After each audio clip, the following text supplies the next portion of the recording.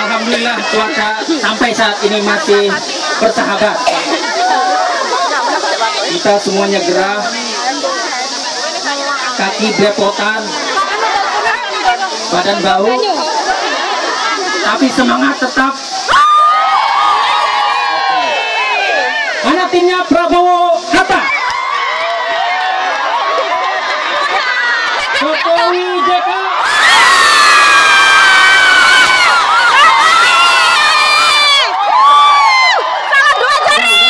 Udah.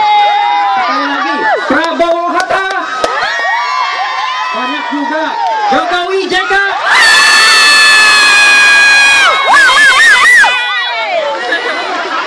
Untuk mempersingkat acara, kita panggilkan Ketua Panitia Pelaksana Debat Capres ini. Persilakan pada saudari ini. Assalamualaikum warahmatullahi wabarakatuh. Selamat sore, salam sejahtera untuk rekan-rekan para pendukung buruh migran yang hari ini bersedia untuk hadir dalam acara debat publik Capres Republik Indonesia yang ke-7. Halo Honi. Kami dari jaringan BMI Cabut Undang-Undang 39 atau JPMI dan Komite Pendidikan Pemilu untuk Buruh Migran di Hong Kong dan di Makau menyelenggarakan acara ini bukan dalam rangka mendeklarasikan posisi kami mendukung salah satu capres. Kami tidak mendeklarasikan posisi kami untuk mendukung salah satu capres atau golput. Namun tujuan dari acara ini karena kami ingin teman-teman yang sudah punya idola, yang belum punya idola, ataupun yang golput paham benar mengapa harus memilih nomor 1, mengapa memilih nomor 2, ataupun tidak memilih sama sekali. Kawan-kawan, buruh migran Indonesia selama ini selalu jadi objek pemilu, ya atau tidak? Kalau masanya pemilu Hong Kong rame, kalau masanya pemilu kaos bertebaran, untung uangnya belum bertebaran. Maka kami tidak akan segan untuk membelajari orang-orang atau caleg ataupun capres tersebut. Namun kita tahu benar berapa kali pemilih Indonesia setelah jadi presiden buruh migran rakyat tidak pernah diingat lagi. Bahkan hanya untuk memperjuangkan yang paling sederhana kita pun tidak bisa. Padahal sebelum pemilu janji ditebarkan kemana-mana. 1 miliar tiap kampung loh. Kita harus mengakui bahwa Indonesia masih belum maksimum dalam hal ini. Harusnya bukan kami dari organisasi buruh migran Indonesia. Mereka berkewajiban membuat kita paham siapa mereka yang kita pilih, mengapa harus memilih bukan kami Pak Buruh. ataupun orang-orang Indonesia yang peduli terhadap buruh migran. Nek janji tapi kere. Pemilu banyak, mana uang itu? Buruh migran harus Uang apa? Mana uang jajan? Kenapa rakyat masih buta? Kenapa kita masih awam dan kita hanya bisa mengandalkan baik atau tidak baik atau hanya sekedar idola? Namun kawan-kawan, terlepas dari itu semua, kami sangat berharap pemerintah Indonesia yang akan datang memperbaiki sistemnya. Kalau ada pemilu jangan hanya minta coblosan, edukasi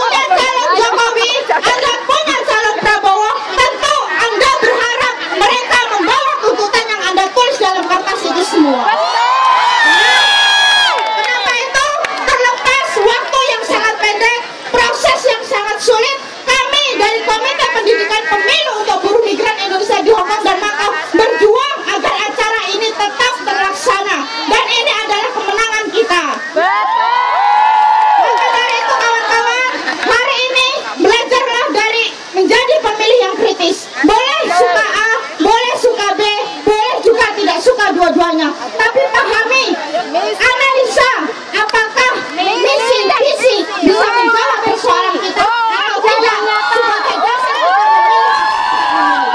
Sekali lagi kawan-kawan, kami percaya siapapun yang jadi presiden, buruh migran hanya bisa merubah kondisinya dari perjuangan dan berorganisasi. Kita boleh berharap dari presiden yang akan datang, tapi nasib buruh migran hanya ada di tangan buruh migran itu sendiri.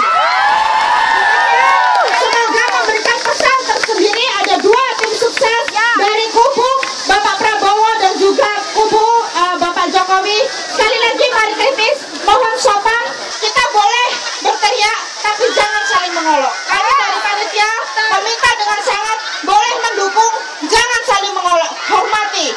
Minimum itu yang bisa kita lakukan untuk mengharmonisasi perbedaan kita. Terima kasih. Salam dua jari.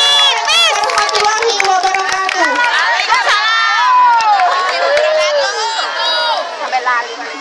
Dah cabut no paham militer. Diintip-intip terus kita no. Setuju. Gak nurut diculik rakyat untuk rakyat. Baik, mari kita panggilkan dan perkenalkan tim sukses dari kedua Topres-Tapres. Tim Prabowo Hatta diwakili oleh Saudara Yoga Dirga Cahya.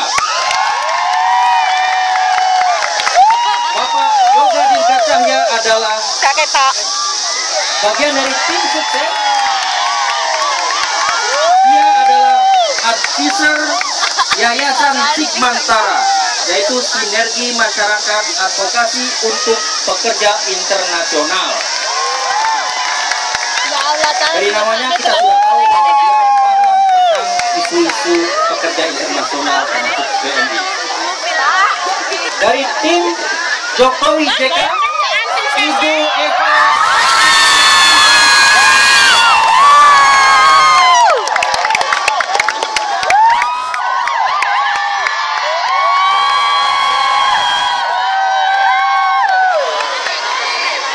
Ibu Eva Sundari, bagian dari tim sukses nasional Jokowi JK.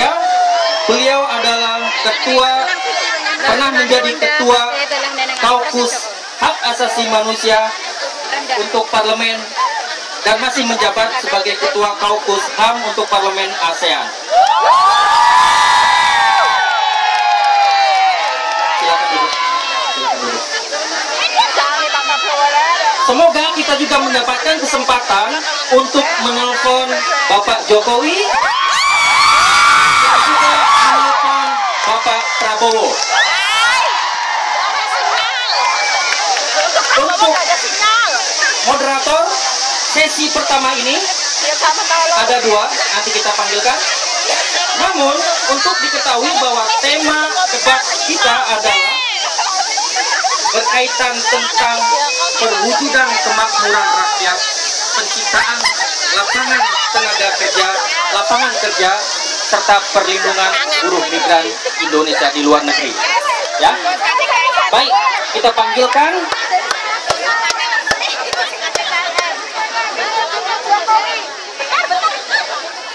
moderator pertama, Rudi Habidaman. Silakan Pak Rudi. Kita sengaja datangkan dari Jakarta. Pak Rudi Habidaman adalah Sekjen Gabungan Serikat Buruh Independen GSPI dan juga Koordinator Front Perjuangan Rakyat FPR. Silakan. Yang kedua adalah Ibu Enser Sianes. Ibu Enser adalah Program Coordinator pada Asian Human Rights Commission di Hong Kong.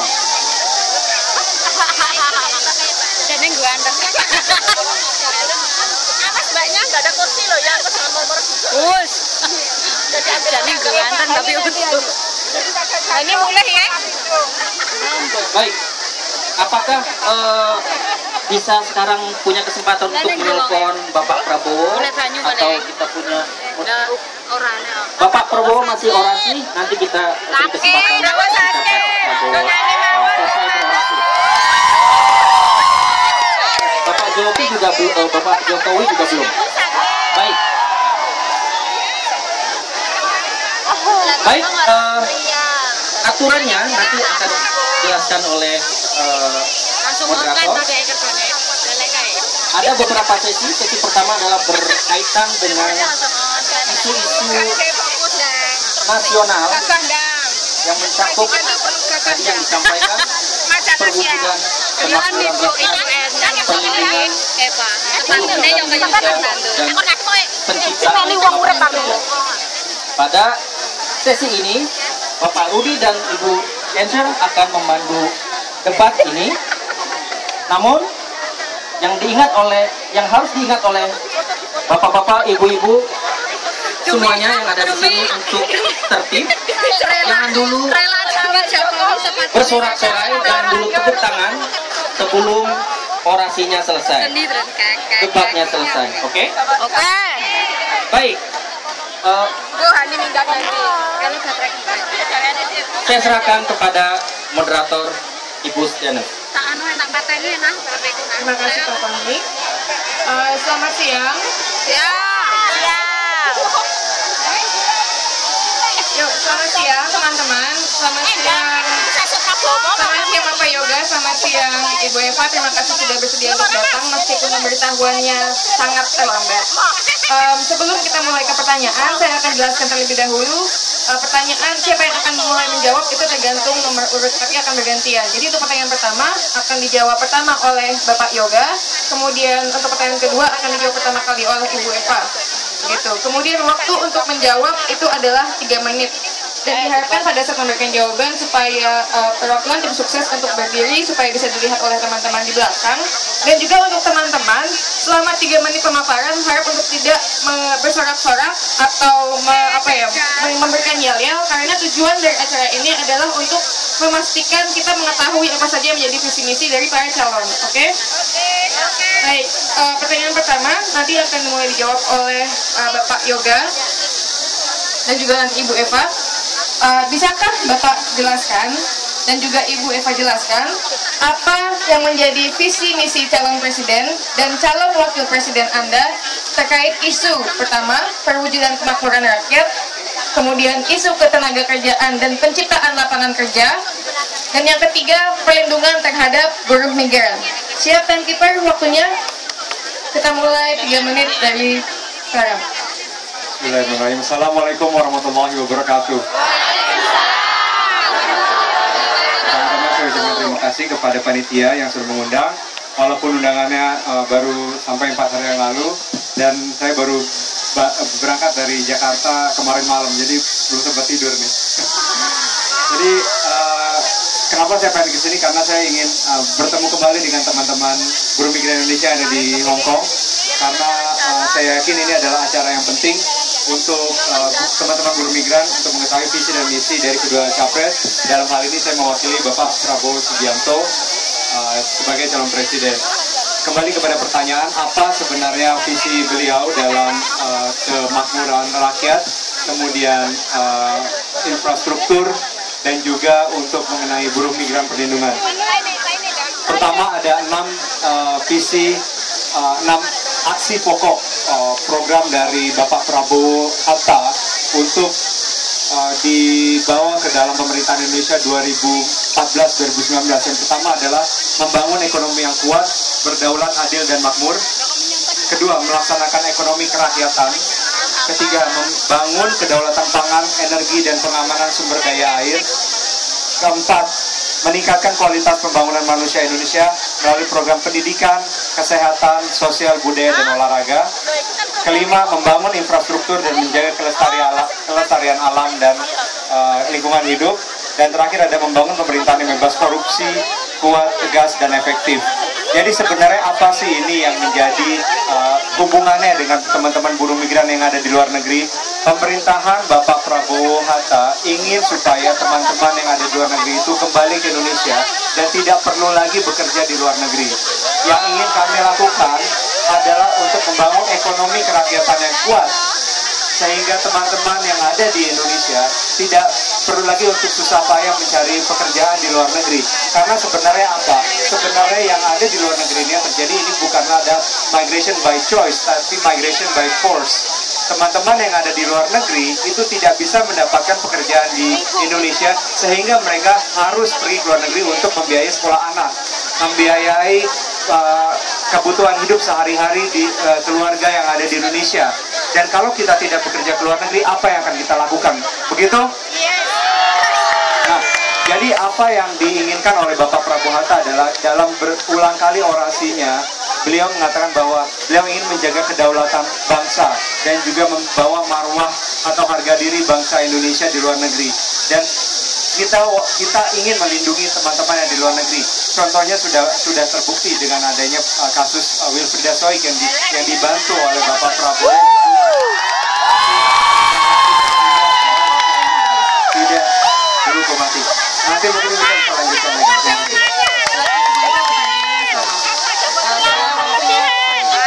Assalamualaikum warahmatullahi wabarakatuh. Waalaikumsalam warahmatullahi wabarakatuh. Salam dua jari. Terima kasih.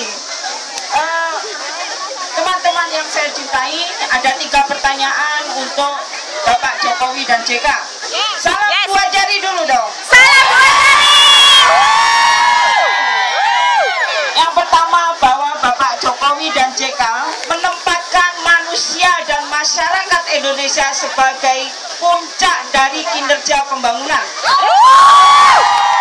Bahwa manusia Indonesia harus mempunyai banyak choices melalui pendidikan, melalui kesehatan, sehingga mau jadi apapun termasuk jadi TKI, kita akan dukung. Di dalam menuju kemakmuran tersebut, Pak JK dan Jokowi meminta supaya pertumbuhan penting, tetapi pemerataan nomor 2 pentingnya. Bahwa di dalam pertumbuhan ekonomi dengan pemerataan, maka kemakmuran akan diciptakan sehingga sektor pertanian harus dimajukan. Di dalam sektor pertanian itulah ibu-ibu teman-teman semua berasal dari sana. Dan kalau pertanian maju, maka ibu-ibu TKI dan juga teman-teman TKI juga akan mempunyai pilihan. Aku mau ke Hong Kong atau mau tetap di Indonesia. Di dalam visi misi Pak Jokowi dan JK ada 10 program pemberdayaan TKI. Salah satunya adalah perbaikan Undang-Undang PPTKILN dengan memperkuat perlindungan. Yang kedua, negara harus hadir mulai dari pusat sampai ke desa dalam mengurusi TKI semua.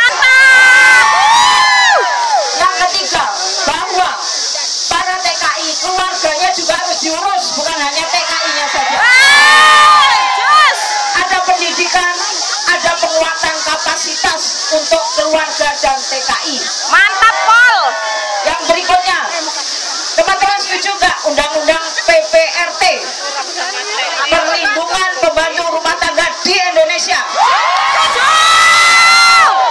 Itu yang akan dijadikan oleh Pak Jokowi JK komitmen, bukan hanya di luar negeri, di dalam negeri pun para pelaksana tenaga di rumah tangga di Indonesia harus dilindungi juga.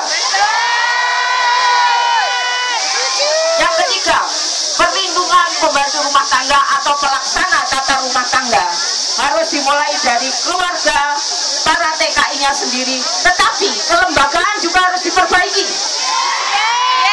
BNP 2 TKI jangan hanya mengkomoditisasikan para TKI, tapi pemberdayaan. Salam dua jari. Terima kasih Pak Yoga dan Ibu Eva. Hidup PMI! Hidup PMI! Hidup! Masih semangat? Ya, barusan kita sudah mendengarkan paparan dari Pak Yoga dan Ibu Eva. Nah, saya mau bertanya kembali ya kepada Ibu Eva dan Pak Yoga. Kalau tadi Pak Yoga yang duluan menjawab, nah sekarang kita minta Ibu Eva duluan.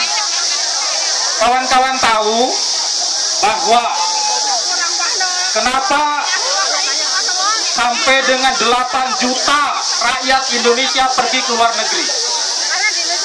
Karena di tanah air tidak ada lapangan pekerjaan yang bisa menjamin seluruh rakyat bisa bekerja. Betul tidak? Oke. Yang kedua, kalaupun ada, saat sekarang itu adalah upahnya murah. Selain itu juga mereka bekerja dalam sistem kerja kontrak jangka pendek dan outsourcing. Itu buruh Indonesia sangat mudah di PHK. Yang kedua, kenapa teman-teman pergi? Karena di tanah air kita perampasan tanah terhadap tanah kaum tani semakin intensif, yang mengakibatkan kaum tani kehilangan tanahnya sehingga anaknya tidak bisa bekerja dan harus pergi ke luar negeri. Ya. Selain itu perampasan tanah ini dilakukan oleh perkebunan skala besar, infrastruktur dan kawasan-kawasan industri yang lainnya. Nah, yang mau saya tanyakan kepada Ibu Epa dan Pak Yoga, apa yang akan dilakukan? Ya, apa yang akan dilakukan atau apa programnya dari kedua capres ini untuk pertama adalah melawan atau menghentikan proses perampasan tanah terhadap kaum tani dan mengembalikan tanah itu kepada kaum tani. Yang kedua, buruh Indonesia, ya, kenapa tadi saya katakan bagaimana pemerintahan nanti kalau berkuasa, apakah Pak Jokowi ataupun Pak Prabowo, adalah melawan upah murah dan perampasan upah serta meningkatkan upah buruh yang sekarang menjadi upah murah. Masih berkaitan dengan upah, kita tahu buruh migran yang ada di Hong Kong upahnya lumayan lebih tinggi daripada buruh-buruh pabrik yang ada di Indonesia. Apalagi dengan tadi yang disebut dengan penata laksana rumah tangga, upahnya jauh di bawah standar upah minimum. Maka apa yang akan dilakukan oleh kedua capres ini untuk memperbaiki kembali atau menaikkan kembali upah buruh migran di Hong Kong dan di negara-negara lain? Karena meskipun upahnya tinggi, tetap saja tidak bisa memenuhi kebutuhan hidupnya secara baik. Nah, kira-kira itu pertanyaan dari saya. Waktunya sama, dan saya persilakan kepada Ibu Epa untuk lebih dulu menjelaskan. Silakan, Bu. Terima kasih. Ada 8 pertanyaan, waktunya 3 menit. Nggak fair ini. Baik, yang pertama, bahwa jangan lupa Pak Jokowi satu-satunya gubernur yang menaikkan upah 40%. Salam 2 jari. Yang kedua, bahwa di dalam program untuk pemberdayaan penegakan hukum, termasuk di dalamnya adalah penguatan legislasi, penguatan kapasitas bagi para penegak hukum untuk berkompeten dan berintegrasi agar supaya undang-undang pembaruan agraria bisa dilaksanakan. Ada 9 juta tanah penganggur milik negara yang sekarang disia-siakan oleh para BUMN, para pemegang HPH, akan dibagi dan akan diberdayakan untuk rakyat. Untuk investasi agar supaya pemerataan jalan, akan ada 10 pembangunan baru pelabuhan di seluruh Indonesia. Akan ada juga program investasi infrastruktur di seluruh pedesaan yang akan dihandle langsung oleh pemerintah pusat. Yang berikutnya, untuk upah kita mengajukan upah layak, bukan lagi upah minimal. Di dalam upah layak hanya bisa dilaksanakan kalau negara hadir di dalam mengurus pemberangkatan, perekrutan, penempatan hingga pemulangan. Mantap, yes. Kita harus kurangi peran swasta karena motivasinya adalah untuk menumpuk profit, ya. Sehingga ke depan semua pemberangkatan harus melalui G2G, government to government. Ini amanat undang-undang PPTK ILM, dan jika di dalam G2G itu termasuk harus harus juga mengintegrasikan minimum wage termasuk hak-hak dari rakyat yang ada di Indonesia tetapi bekerja di luar negeri, termasuk hak untuk berkomunikasi dengan keluarga. Minimum dalam 1 minggu harus berapa liburnya dan berapa jam dalam sehari dia harus bekerja dan mendapatkan istirahat. Yang berikutnya, tidak boleh ada lagi pemberangkatan TKI seperti yang ada di Saudi tanpa melalui MOU. Dan kontrak harus ditandatangani di tanah air dalam bahasa Indonesia, bukan bahasa asing. Oleh karena itu, negara yaitu Pemda termasuk pemerintah desa harus menjadi pusat informasi tenaga kerja Indonesia. Ya, Pak Eva, disudahi dulu. Mungkin nanti kalau ada kebijakan dari panitia bisa menjelaskan lagi nanti. Oke, sekarang ke Pak Yoga, saya persilakan Pak. Pertanyaannya sangat-sangat mengena ya untuk buruh migran. Itu sama seperti apa yang saya sampaikan di depan tadi, bahwa teman-teman yang di luar negeri ini bekerja itu adalah by force, bukannya by choice. Jadi karena tidak ada pekerjaan yang ada di kampungnya, yang ada di daerah asal, makanya kita semua harus bekerja di luar negeri, ya. Nah, tapi yang sudah bekerja di luar negeri itu gimana? Ada sekitar 8 juta. 8 juta itu juga harus dilindungi. Bukannya itu yang kita tidak perlu dilindungi dan harus ditarik semuanya ke Indonesia, bukan begitu. Yang diinginkan adalah kita ingin supaya teman-teman di luar negeri itu dilindungi dengan sebaik-baiknya. Bukannya teman-teman yang di luar negeri itu diangkat balik ke Indonesia, karena nggak ada gunanya kalau kembali ke Indonesia ternyata tidak ada pekerjaan, ya kan? Nah, jadi apa yang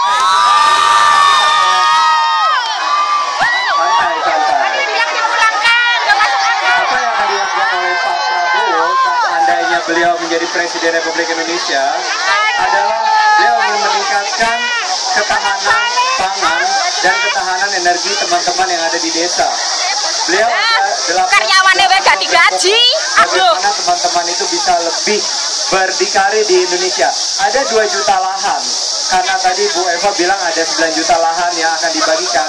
Ya mungkin nanti bisa elaborasi bagaimana pembagiannya. Tapi menurut Bapak Prabowo ada 2 juta lahan yang ada di Indonesia ini dipakai oleh perusahaan-perusahaan asing dan perusahaan-perusahaan swasta.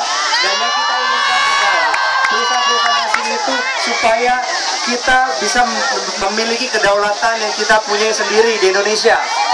Jadi bukannya kita dikuasai oleh perusahaan-perusahaan asing, tapi kita bisa lebih berdikari dan teman-teman itu bisa bekerja dan bisa mendapat pekerjaan yang layak di desanya sendiri. Nah, yang kedua mengenai perlindungan. Kita perlu ingat bahwa Undang-Undang Nomor 39 Tahun 2004 itu disahkan pada masa Ibu Megawati Soekarno Putri. Berbagai macam hal-hal yang memberatkan untuk kita saat ini, seperti KTKLN. KTKLN yang saat ini itu sangat KTKLN itu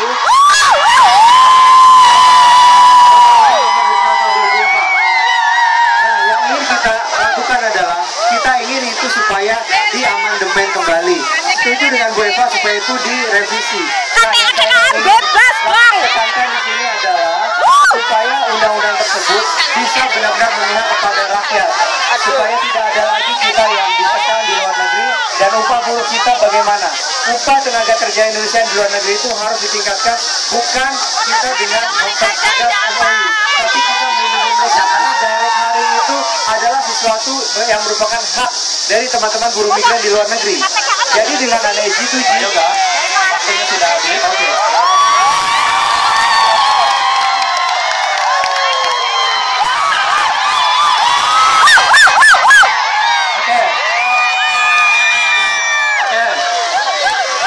Harap tenang teman-teman. Halo. Harap tenang. Harap tenang. Halo.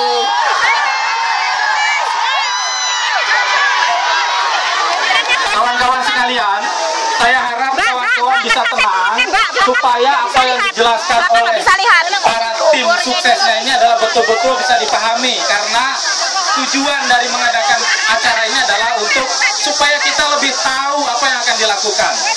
Tadi sudah dijelaskan, dan teman-teman nanti juga akan diberikan kesempatan untuk tanya langsung, tapi ada di sesi ketiga nanti ya. Jadi untuk sementara saya dan untuk pertanyaan dari saya cukup, nanti akan dilanjutkan dalam sesi 2. Saya mengucapkan terima kasih kepada Ibu Eva, kepada Pak Yoga, dan kepada kawan-kawan semua. Hidup PMI!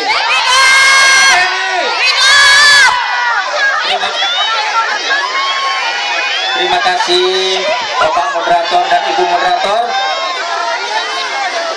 Di sela-sela sesi bisa kita pastikan apakah Bapak Prabowo ada kesempatan untuk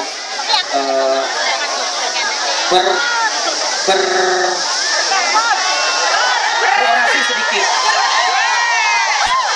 Apakah juga Bapak Jokowi bisa dihubungi untuk bilang apa kabar dari teman-teman? Belum ada ya? Belum ada, oke.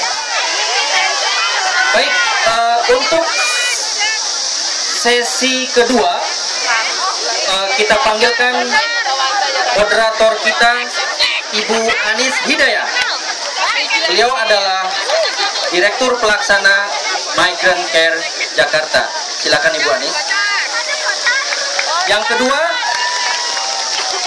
Ibu Sringatin. Ibu Sringatin adalah Koordinator Jaringan BMI Cabut UU PP TKILN nomor 39/2004 JBMI. Silakan masing-masing, sama waktunya 3 menit untuk masing-masing tim sukses. Silakan. Selamat sore teman-teman. Hidup buruh migran. Hidup perempuan. Hidup rakyat. Mana pendukung nomor 1? Pendukung nomor 1. Pendukung nomor 2.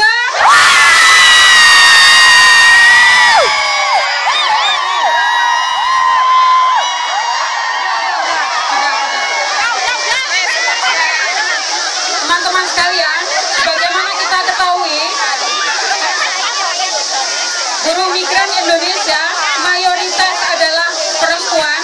84% buruh migran adalah perempuan dan bekerja sebagai pekerja rumah tangga yang rentan menghadapi berbagai bentuk kekerasan. Betul? Erwiana saya kira menjadi salah satu wajah di sini bagaimana eksploitasi terhadap pekerja rumah tangga migran itu sangat masif, sistematis terjadi di banyak negara. Sementara pemerintah Indonesia memiliki program Zero Penempatan PRT 2017. Adilkah?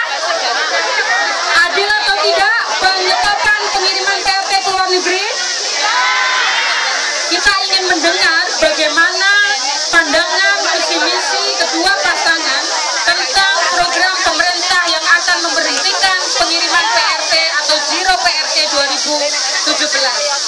Yang kedua, pada tahun 2015 akan ada masyarakat ekonomi ASEAN, di mana salah satu sektor yang juga sangat rentan adalah buruh migran yang mayoritas adalah pekerja rumah tangga yang memiliki daya saing selama ini tidak kompetitif, terutama dari Indonesia dibanding negara lain.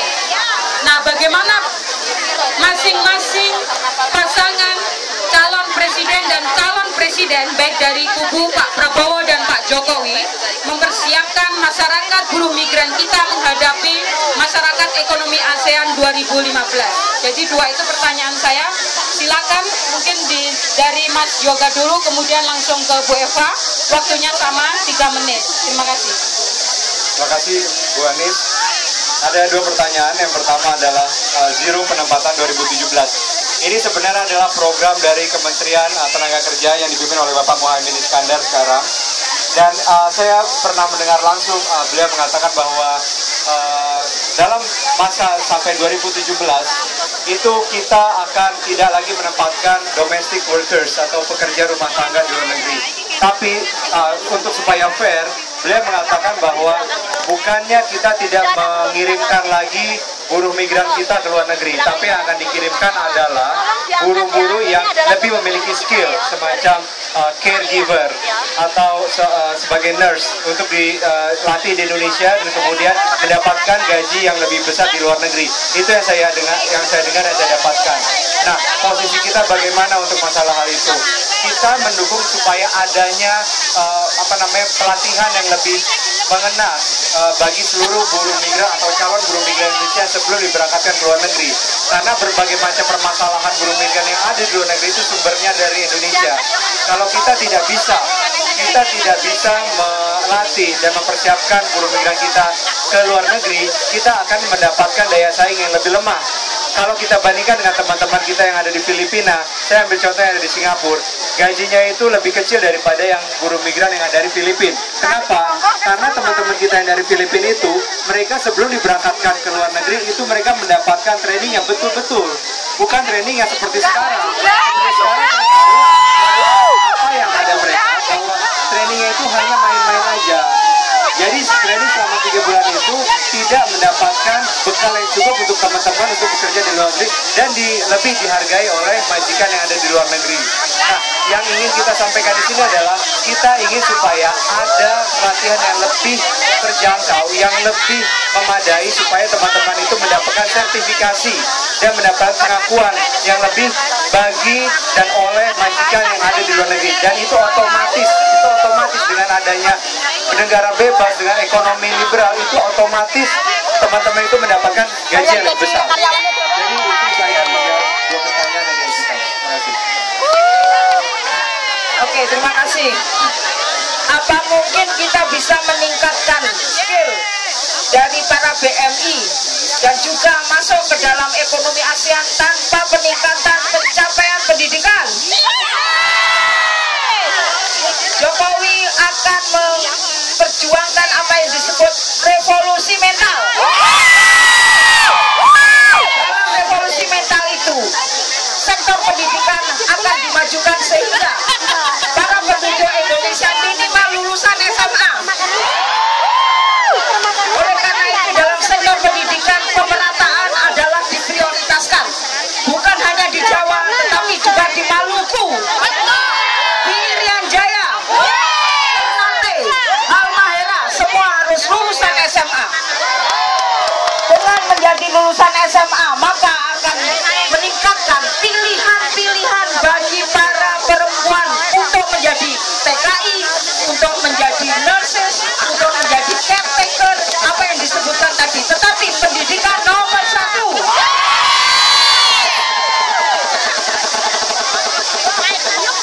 Yang kedua, di dalam perekonomian domestik untuk menyambut ekonomi ASEAN integrity, maka interconnectivity antar pulau akan dimajukan melalui pembangunan tol laut. Dengan adanya tol laut, maka manusia, sumber daya, bahkan sumber daya alam bisa saling bertukar, maka pertumbuhan bisa merata. Itulah cara kita menjawab daya saing untuk bersaing di ASEAN maupun di global. Pendidikan nomor 1. Revolusi mental harus dijalankan. Sehingga dengan demikian pemerataan akan jalan, kapasitas penduduk melalui pendidikan akan jalan juga. Para teman-teman semua, setujukah kita mulai revolusi mental di Hongkong? Kita perbaiki BNP 2 TKI. Kita hapus KTKLN.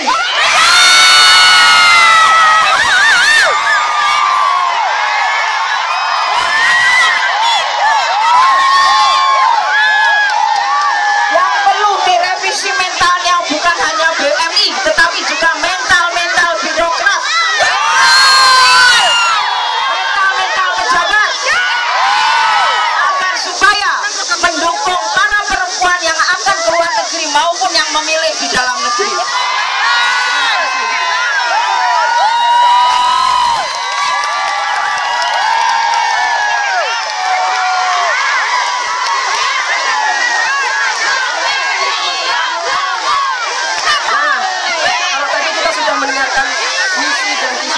itu kan janji ya. Teman-teman harus mencatat, makanya jangan kami sendiri, karena ini janji yang harus kita pantau setelah pemilihan presiden nanti. Dan tadi kita sudah melihat banyak sekali dukungan yang diberikan oleh nomor 1 dan nomor 2. Sekarang saya mau tanya, siapakah pendukung buruh migran di sini? Kok nggak banyak ya? Siapa yang jadi pendukung buruh migran? Itu, karena kita menjadi pendukung kita sendiri. Nomor 1. Ya, kalau tadi sudah banyak penjelasan dan juga janji-janji yang sudah diberikan oleh tim sesnya dari Pak Prabowo maupun dari Pak Jokowi. Ya, ini yang paling penting yang akan saya tanyakan, yang ini kaitannya dengan persoalan kita. Kalau tadi teman-teman sudah mengubah lagu dan banyak persoalan yang kita hadapi, termasuk tadi juga menciptakan body movement dan juga tuntutan-tuntutan buruh migran di sini. Yang jadi pertanyaan tadi dari Bang Rudi, dari Mbak Aniswar maupun Mbak Anis sudah menyampaikan bahwa mayoritas buruh migran di luar negeri itu adalah perempuan dan mereka adalah pekerja rumah tangga, dan saat ini jumlahnya adalah sekitar 8 juta. Walaupun diganti namanya jadi caregiver, suster, perawat orang tua jompo, mereka tetap pekerja rumah tangga ya. Dan yang kita perhitungkan adalah yang kita saat ini teman-teman tahu bahwa seluruh PRT migran itu kalau ke luar negeri harus masuk PT, ya enggak? Ada enggak yang tidak masuk PT?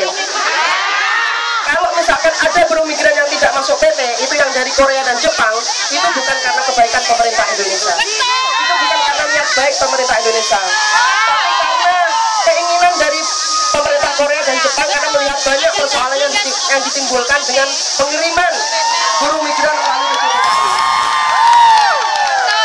Kalau kita lihat sekarang, saat kita masuk PJTKI, persoalan yang dimunculkan itu banyak sekali. Proses migrasinya tuh mulai dari perekrutan, kita harus lewat calo, ya kan?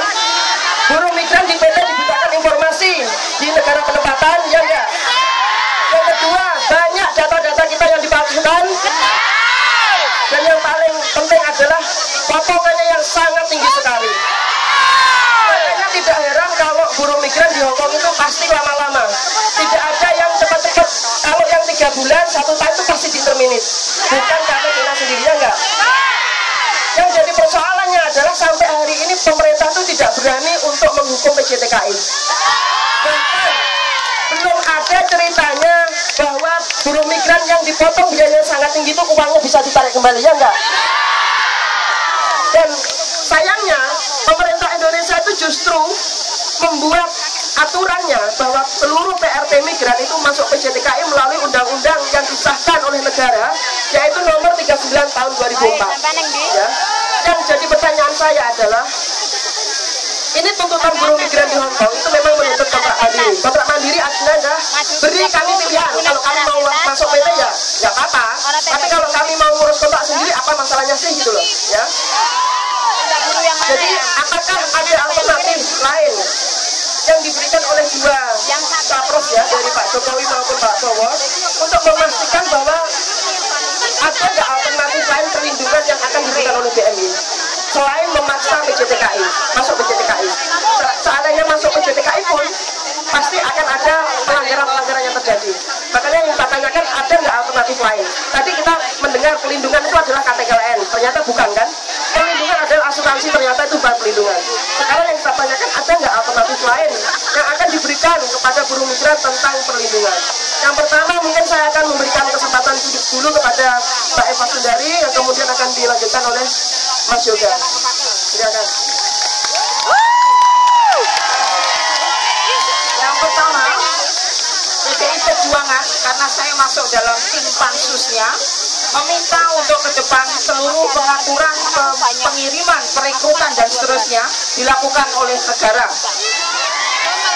Kalau Korea Selatan maupun Jepang bisa, kenapa tidak di negara-negara yang lain?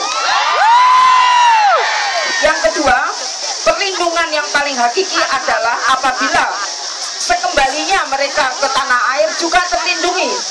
Oleh karena itu, asuransi para TKI harus diintegrasikan ke dalam BPJS, sehingga jaminan untuk mendapat perlindungan, terutama pelayanan kesehatan, akan berkesinambungan mulai dari di luar negeri sampai nanti sepulangnya, bukan hanya TKI tetapi juga keluarga TKI. Yang kedua, apakah ada alternatif lain selain kita kemudian memperbaiki Undang-Undang 39 2004? Apapun yang menyangkut hajat hidup orang banyak harus diatur oleh undang-undang. Tidak boleh ada kevakuman hukum di dalam pengaturan. Oleh karena itu ke depan kita sudah setuju untuk melakukan revisi PPTKIN dan judul dari undang-undang tersebut adalah perlindungan pekerja Indonesia di luar negeri. Bukan saja untuk BMI tetapi juga untuk pelaut, perawat, para retailer dan seterusnya, bukan hanya untuk PRT. Itu sudah clear di situ. Ke depan Pak Jokowi juga meminta supaya kelembagaan diperbaiki termasuk Deplu, KJRI, KBRI. Bukan lagi hanya untuk melaksanakan hal yang tidak ada gunanya bagi BMI, tetapi perlindungan nomor satu. Yang kedua, kalau misi perlindungan oleh KBRI bisa dilaksanakan, maka yang diuntungkan adalah para BMI dan juga pekerja Indonesia di luar negeri. Revolusi mental juga termasuk KBRI dan KJRI. Para staf diplomat harus ngurusi rakyat Indonesia yang ada di sana. Kalau didatangi harus mau menemui. Jangan hanya menolak, datang lagi besok, nggak boleh itu. Dan itulah yang akan diminta oleh Pak Jokowi, bahwa ada revolusi di KBRI dan kebijakan luar negeri. Silakan Pak Yoga.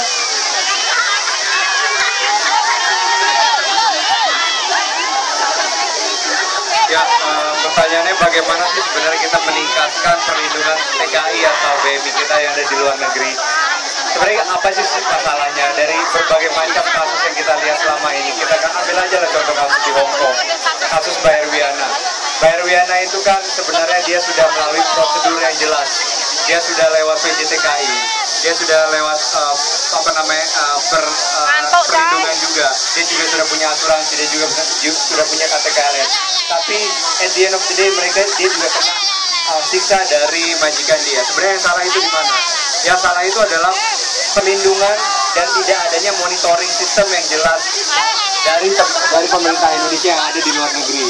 Karena sebaik apapun sistem yang kita punya di Indonesia, kalau di luar negeri itu kita tidak bisa memonitor, bagaimana kita bisa tahu bahwa teman-teman yang di sini itu semua terlindungi. Teman-teman di sini yang semua keluar ini aman-aman aja sebenarnya, karena teman-teman mendapatkan off day yang jelas, kemudian bisa keluar, bisa ngomong dengan teman-temannya. Tapi bagaimana teman-teman kita yang masih terkurung, yang masih dalam potongan 3 bulan, itu mereka tidak boleh keluar sama sekali, walaupun itu secara hukum itu salah. Nah, jadi apa yang seharusnya kita lakukan? Seharusnya di tiap-tiap KJRI atau KBRI perwakilan yang ada di luar negeri, sebelum mereka mendapatkan off day, itu kita harus mengecek bagaimana well-being atau kesejahteraan teman-teman kita yang ada di dalam rumah itu. Karena dengan kita bercontoh dengan beberapa kasus Erwiana, kasus Mbak Kartika, karena dia tidak diperbolehkan keluar sama sekali. Nah, ini yang sebenarnya kita harus lakukan. Bagaimana kita bisa menekan atau kita bisa bekerja sama dengan pemerintah di negara lain, di negara tempatan, supaya kita bisa diberikan perlindungan yang jelas juga. Bagaimana kita bisa mendapat hak-hak kita dengan sebaik-baiknya. Nah, untuk mengenai BNP 2 TKI, saya rasa BNP 2 TKI masih diperlukan. Karena apa? Karena BNP 2 TKI itu adalah memang diamanatkan untuk mengatur berbagai macam perlindungan, kemudian pengiriman BMI kita untuk ke luar negeri. Permasalahan ini apa sih? Permasalahan ini adalah orang-orang yang ada dan mengatur di dalam BNP 2 TKI atau di Kementerian Tenaga Kerja itu tidak melaksanakan tugasnya dengan sebaik-baiknya. Jadi apa yang kita lakukan dengan adanya kepastian hukum yang dijanjikan oleh Pak Prabowo Subianto dan Pak Hatta Rajasa, kita mau supaya berbagai macam undang-undang yang sudah diimplementasikan atau berbagai macam aturan yang sudah ada di masyarakat itu ditaati bukan hanya oleh warga masyarakat, warga WNI,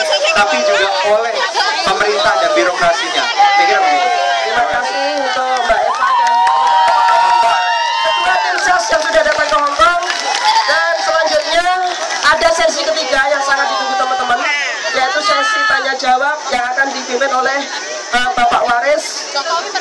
Ya, silakan untuk Bapak Waris dan terima kasih Mbak Anis. Terima kasih semuanya. Hidup buruh migran Indonesia. Buruh migran Indonesia. Bersatu, bergerak, berjuang sampai menang. Buruh migran Indonesia. Baik, sesi ketiga ini akan dipimpin oleh Romo Waris. Beliau adalah rohaniawan keluarga Katolik Indonesia di Hong Kong. Ibu Eva dan Mas Yoga, bedanya kampanye dan bedanya debat pada masa-masa lalu dengan sekarang itu adalah bahwa kita harus hati-hati menyampaikan janji, komitmen, karena semuanya merekam ya. Kalau nanti tahun depan, 2 tahun ke depan, 3 tahun ke depan, 5 tahun pemerintahan Prabowo atau pemerintahan Jokowi tidak melaksanakan komitmennya, maka film-filmnya akan ditagih di YouTube ya. Nah, makanya kita dengarkan dengan hikmat apa yang menjadi komitmen mereka berdua. Oke? Dan yang tertib ya, bersorak-sorai kalau memang kalau sudah selesai, atau memang itu risiko Mas Yoga atau risiko Mbak Eva, karena dengan sorak-sorai memang waktunya akan tersita. Jadi orasinya juga harus menghindari dari sorak-sorai audiens. Demikian Romo, silakan. Baik, terima kasih Mas Fahmi. Teman-teman, mohon dicatat, nanti ada bagian di mana teman-teman boleh bertanya. Tetapi kalau tadi pertanyaannya sudah ditanyakan oleh para moderator atau sudah dibahas, mohon diganti. Yang kedua, pertanyaan itu tidak hanya untuk salah satu tim ses, tapi satu pertanyaan akan dijawab oleh masing-masing. Gitu ya. Jadi jangan dari rumah nggak mikir, pokoknya aku mau menjatuhkan si A atau si B, tidak. Ya, jadi pertanyaan untuk dua belah pihak. Tetapi itu bagian kedua. Bagian pertama sekarang, saya memberi kesempatan kepada masing-masing tim ses untuk bertanya. Jadi yang pertama, Mas Yoga akan bertanya kepada Mbak Eva. Pertanyaan 1 menit, dijawab 3 menit. Lalu Mas Yoga masih punya kesempatan 1 menit lagi untuk ngecek. Jadi klarifikasi. Lalu Mbak Eva punya 3 menit berikutnya untuk penjelasan. Nanti yang kedua sama. Itu paham ya? Oke. Butuh waktu atau langsung Mas Yoga, silakan. Ya, terima kasih atas waktu yang diberikan. Saya sebenarnya sangat tertarik dengan ide revolusi mental dari Pak Prabowo. Dari Pak Jokowi.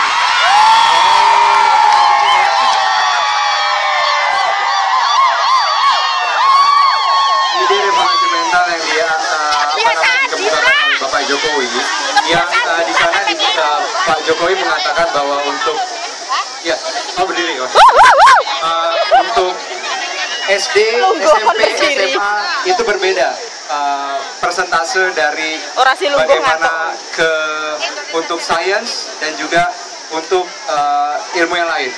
Nah, yang diinginkan oleh Bapak Jokowi adalah 80% itu adalah karakter, pendidikan karakter waktu SD, dan 20% untuk sains.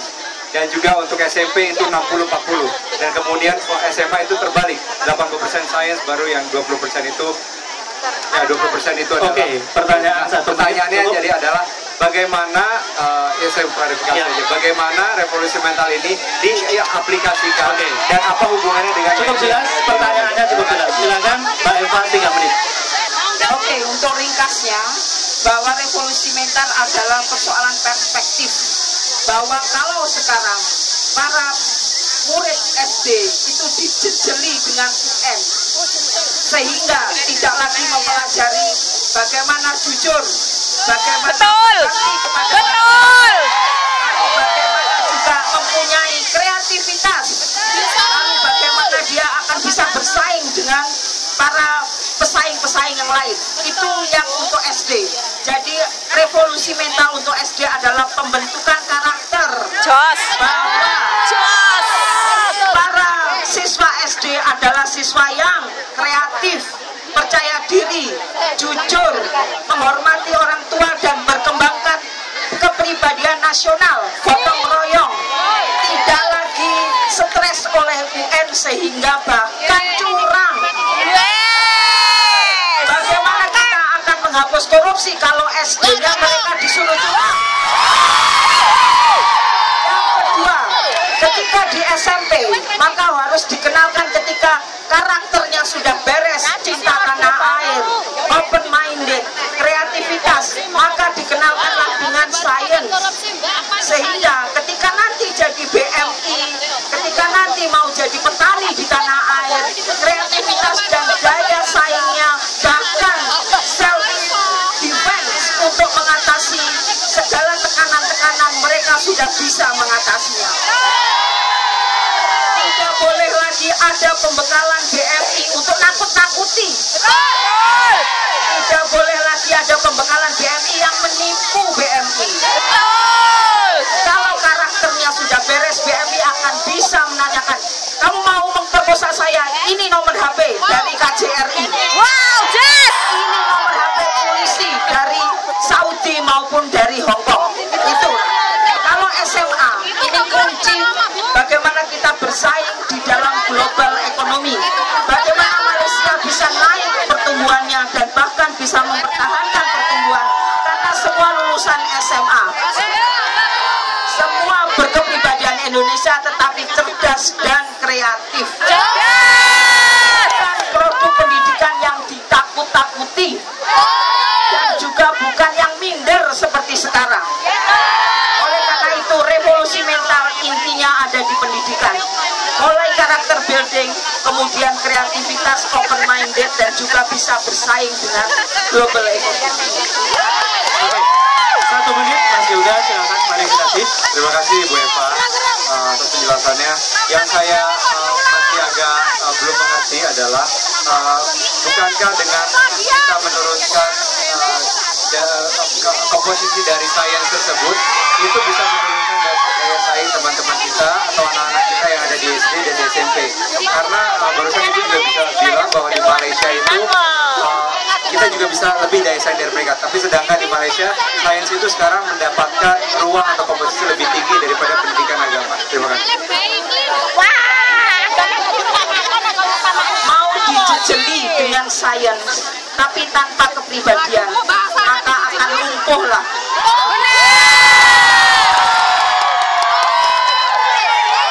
Pertanyaannya, sains untuk siapa? Bahwa orang mempunyai sains tapi adalah untuk membekali diri sendiri, sehingga logikanya jalan, logiknya jalan, rasionalitasnya jalan, bukan ditakut-takuti dengan kekuasaan, apalagi dengan senjata. Dan kita tidak ingin bahwa yang akan kita kirim ke luar negeri nanti adalah lulusan SMP, harus SMA. Sehingga komplit paketnya, mulai karakter building sampai sains dan logik harus menjadi komponen yang komplit dari semua warga negara Indonesia yang mau pergi ke luar negeri untuk jadi bekerja di sana maupun ada di Indonesia. Itu. Masih ada 2 menit. Kalau mau menambah masih 2 menit. Khusus untuk perempuan. Dalam visi misi di dalam Jokowi dikatakan perempuan harus diberdayakan, jangan diperdayai.